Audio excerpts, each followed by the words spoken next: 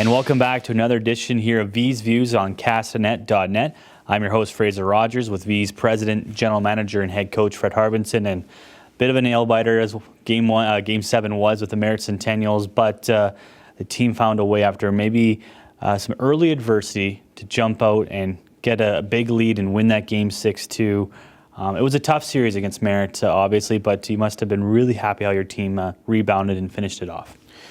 Yeah, 100%. It, the team that scored first won every game going into that Game 7, and you give up a goal minute and 15 into the game when, the place is ready to, 3,800 people, everybody's excited, ready to go, and, we miss a check, ends up in our net, and but to me, it almost kind of settled us down a little bit, and I thought a key, pushback moment would have been, a couple minutes later, with Ward going behind the net and hitting Buckley, and you could kind of felt the air come out of them on that hit, and a lot of all of a sudden life got pushed into us, and a couple minutes later we get a power play, we score, which I think was important because it was something we had worked on the Sunday, the day off there. And so I just think from that point on, our guys just, they were relentless on their approach and just kept pushing. And you got to give Merritt credit, as you said, it was a heck of a series. It's never easy, going into their building and stuff, and you lose Game 6 in overtime, and now all of a sudden you're coming home for a Game 7. But our guys showed they can play in a big game moment.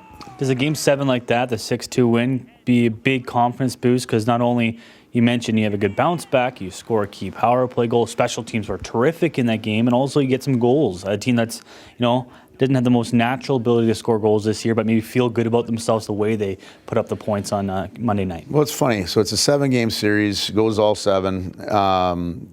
Game 1, 4 goals. Game 2, 4 goals. Game 5, 4 goals. Game 7, 7 goals. And then you look on the opposite side of it too. Gave up 1 in the first 2 games. You go into their building, obviously have a tough night in Game 3, but Game 4 you give up 1. And then in Game 5 you give up, or 6, or you give up 1 again in regulation, and then you give up 2 in the final game when everything matters, and the last goal was when the game was out of hand. So, there was a lot of really good things done by our group, and we have to make sure that we continue that going into the next round. We talked about getting personnel back, quite the story. Taylor Sanheim authors off for 50 days, basically almost 7 weeks, comes back into a Game 7 of all situations and scores a big power play goal. And I thought it was a real factor physically as well in that game.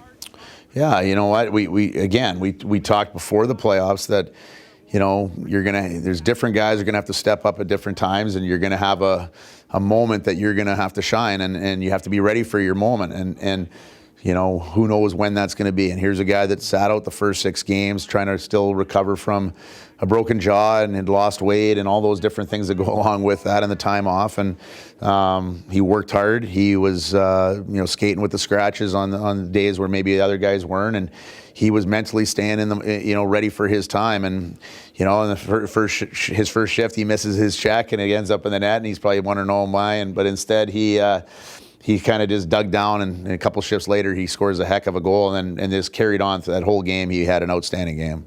I think everybody's excited when you hear the 2 things of Penticton, Vernon associated with the playoff series, but now it's back in an Interior Division final. 3rd time in 4 years it's an Interior Division final. A lot of excitement around these series, a lot of emotions as well. What do you think is going to be a big key for the team going into Games 1 and 2 on the weekend? Play the series the way we want it played. We know how they want it played. Nothing's ever changes over there, so we know what they want to do. And we have to dictate the different aspects of the series as much as we can. And they're a good hockey team. It's been an even series all year between the 2 teams, but we'll try to throw different things at them to keep them off on their heels. And we know that they're going to be very predictable in their approach. So then it comes down to you have to execute. You have to find a way to execute, and I think our guys are ready for that. Should be great atmospheres as well. You touched on it in the newspapers this week about the atmosphere of Game 7, and I think a lot of fans don't have to get prodded too much when they hear it's Vernon Penticton. Excited to see the town again support this team like we saw in a Game 7.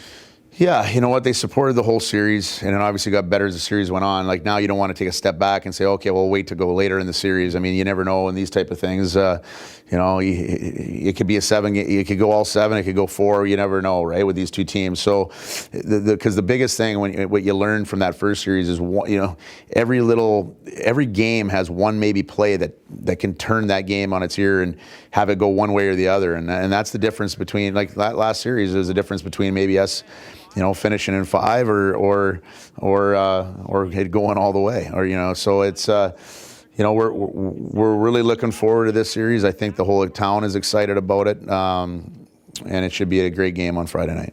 Vees are trying to parlay a big game 7 into a couple big games this weekend. Penticton, Vernon, enough said. For Fred Harbinson, Fraser Rogers, another edition of Vees Views right here at castanet.net.